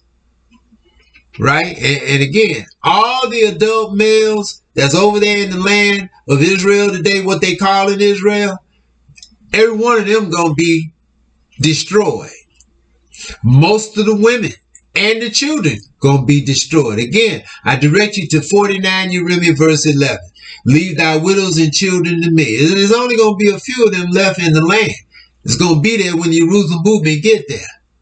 See? And as Yah says at the back end of chapter 27, Yeshaya, these are people, right, of no understanding. That's who it's talking about. Those women who go come and break off the bowls and set them on fire because it's a people of no understanding, right? And Yah say he ain't gonna have no mercy on them.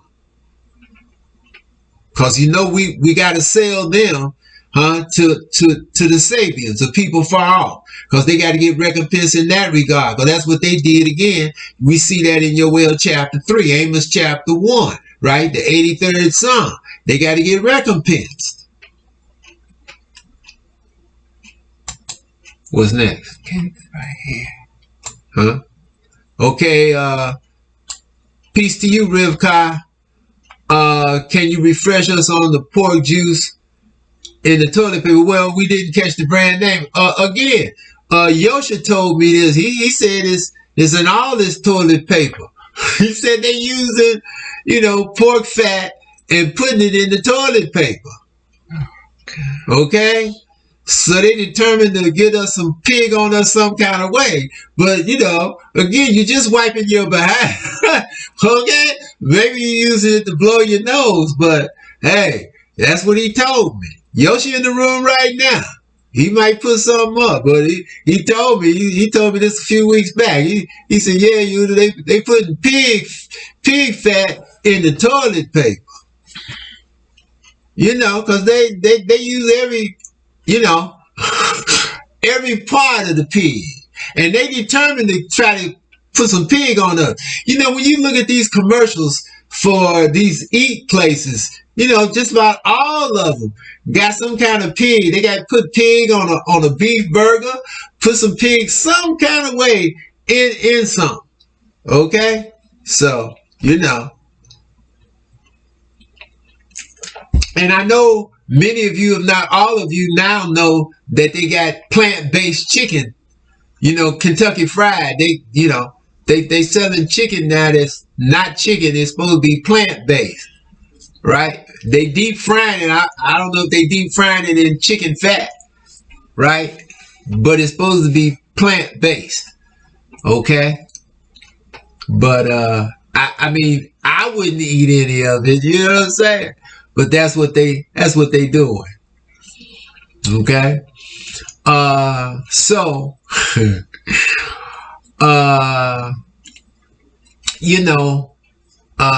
they're doing everything. Like I said, the body is comatose. The American economy is dead. Okay, and they just keep, like shooting it up with this paper. Trying to revive it, and it can't be revived. Okay. I see what you say. 18,000. Yeah, 1977 at a modest inflation rate of 5% over 43 years is 56,000 today. I hear you. I hear you, Rivka, and that's exactly what people need to be making to be able to live a decent, have a decent life, living with these prices today. Okay?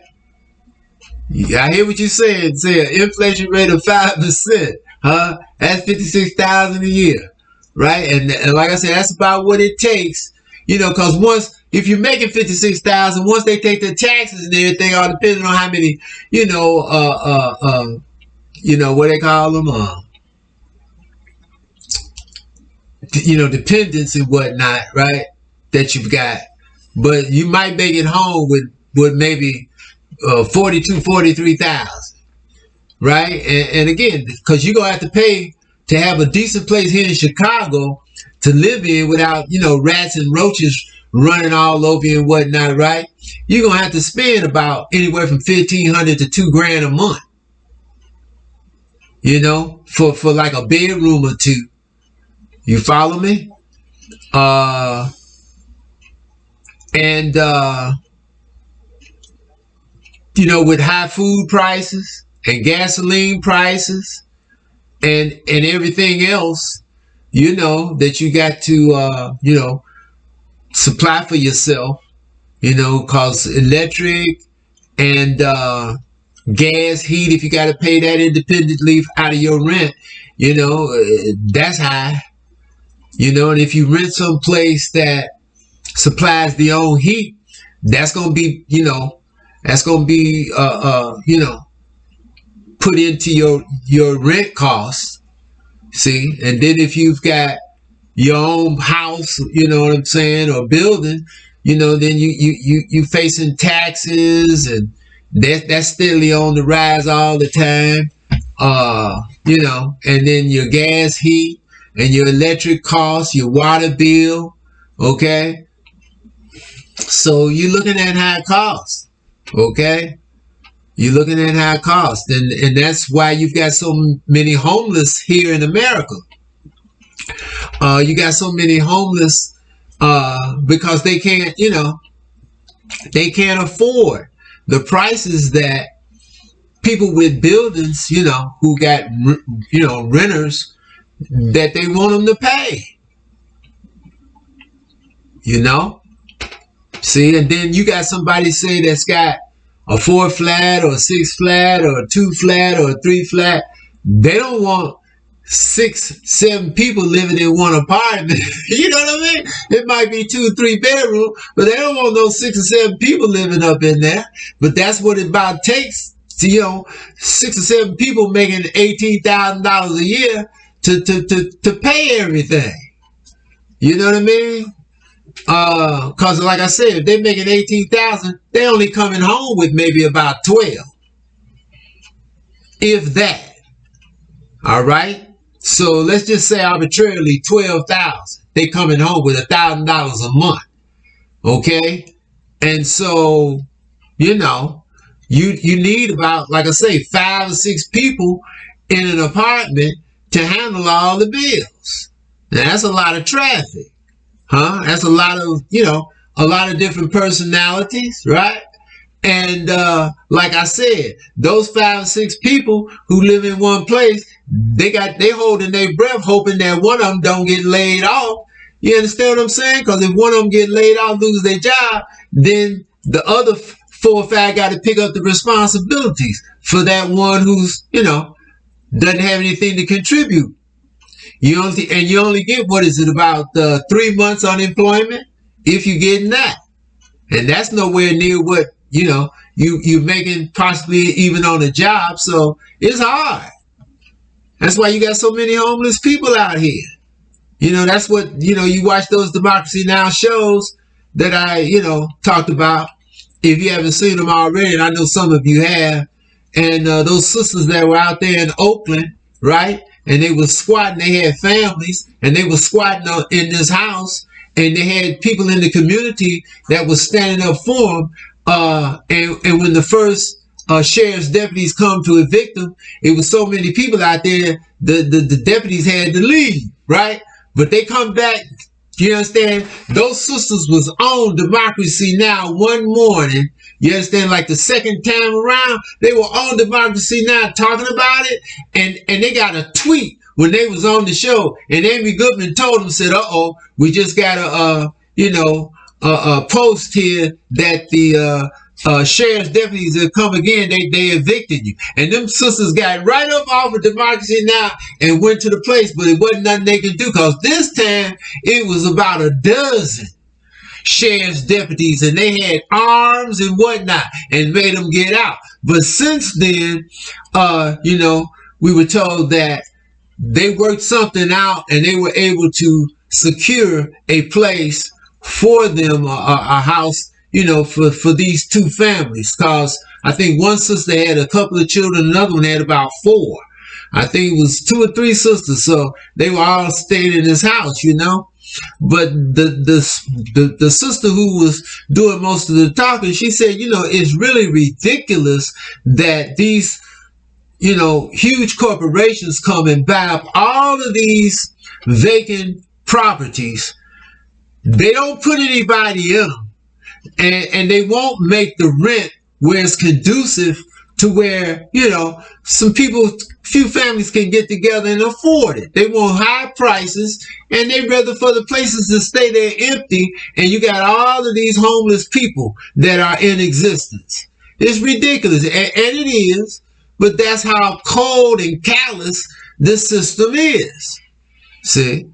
And you know it's Edomites more likely than not that, you know, sitting at the head of these huge corporations like Blackstone, BlackRock, whatever it's called, and some of these other ones, you know, and they buying up all the properties, and then they let them sit there vacant, you know, and then if you want to buy one, they want an exorbitant amount of money for it.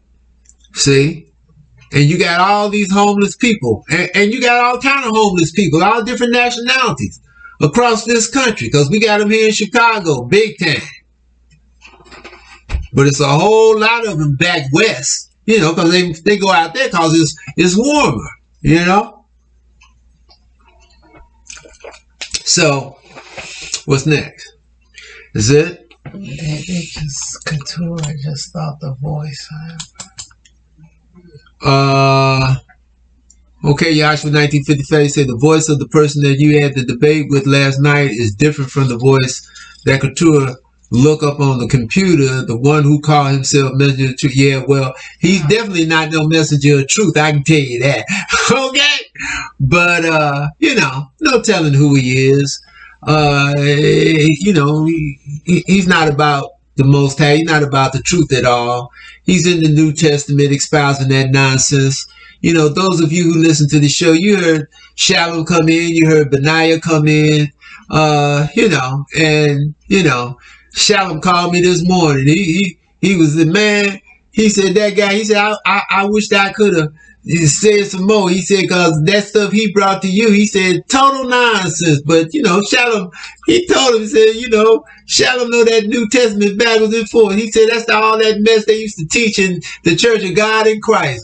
You know, Shalom, he was, you know, he said, you know, I wish I could have took it when he brought that stuff to you and took it when he tell me Luke chapter 16 or something. I like, man, that's what he want. You know, to get all hooked up into that New Testament where you steadily going back and forth, only in the New Testament. The people can't learn anything from that. You follow me? And Shalom said, yeah. He said, you right. I said, yeah, that's what he wanted. I'm not going all into the New Testament. First of all, I can't like Shalom because I don't know it like that. See, but like I said, once I knock it out with this is about this so-called person called Yahashua, their Lord and Savior. That had nothing to do with Yah. That kills it right there. When I point out that this is something new, which we were told about in Deuteronomy chapter 32 by Moshe, that knocks it out right there. When I point out that it's called the Gospels, what does gospel mean? Good spell, incantation, trance. That knocks it out. When I got into the first chapter, you know, and I did that the first time we were on here a few weeks ago, last month, right? And I pointed out in the first chapter that this Joseph that they got in chapter 1 Matthew never had intercourse with Mary. So this is not the seed of David, and it's got to be the seed of David. But nevertheless, if you want to say he's the seed of this Joseph, they got this Joseph coming out of, as it says in Matthew 1, Yechonias, which is Konya. And when you go to Jeremiah chapter 22, what does Yah say about Konya? No seed of his can prosper on the throne of David again ever. So that knocks it out right there. And also, when you go down to the bottom of chapter 1 Matthew, and it says all this was done to fulfill the prophecy of the prophet saying, behold, a virgin shall conceive and bear a son and call his name Emmanuel. That takes you back to chapter 7, Yeshaya. And that's totally erroneous, because Emmanuel was assigned to Ahaz. And we've talked about that in the past. Okay? Again, you know, Yeshaya talks about his sons, and himself in chapter 8 of his book. Does he not? I and the children, talking about Yeshua, Emmanuel, and Mahashal Hashbaz. You know, we are for signs and wonders in Zion. So how could this be talking about somebody who was supposedly born 700 plus years later? You see what I'm saying? Once you point these things out, now the whole story has no relevance. And Shalom has even told me, when you go over into some of them other books, Luke or something, they got another total different, scenario about how this JC came on the scene other than what you see in Matthew chapter 1. It's ridiculous. It's a joke. See, but it's like this guy wanted me to waste 2 hours plus time back and forth in the New Testament. I'm not doing that because it ain't necessary. See, once I knocked it out, it's knocked out. Now I want to just put out things about the Most High to the people. Okay? I ain't going to be wasting all that time back and forth in the New Testament and he's steadily talking his stupidity and nonsense about this myth, this mythological story. So, what's next? Anything? Okay, Yakai, Zakiya, peace. Brother Yuda, this is the YouTube link showing Yah judgment on the earth obtained from the people's cell phone and cameras. Okay, so all of you see that out there. It's YouTube, www.youtube.com/watch. Okay, so I hope y'all can see it. It's a lot, if she's got the V equals 00B8AP LPO and list equals WL and index equals 115 and T equals 0S. So the one we spoke about last night. So again, if those of you watching it on the screen, you can dial it up and possibly go there and see these locusts, evidently. Okay, see, so again, this I'm telling you, Yah is at work. Okay, he is at work, and he dropping drama on the people of the earth to get their attention. Okay, and this thing is going to ratchet up more and more and more. It's not going to get less so, it's going to get more so. Okay, so again, those of us who are centered in Yah and connected to Yah with all our heart and soul, we know it's the Most High. So we're not worried about these things. Okay, we just monitoring, right? Taking note. And we steady reading, praying, doing, right? Studying. And Yah is steadily giving us more and more illumination into his righteousness, his word. Okay? Shoring up our foundation in him. Preparing us for the time to come. Okay? So, we're going to call it a session. All of you out there, stay focused. Read, study, pray, and do. For Yah righteousness, Jerusalem, and the Holy See. Yah bless everybody. Peace.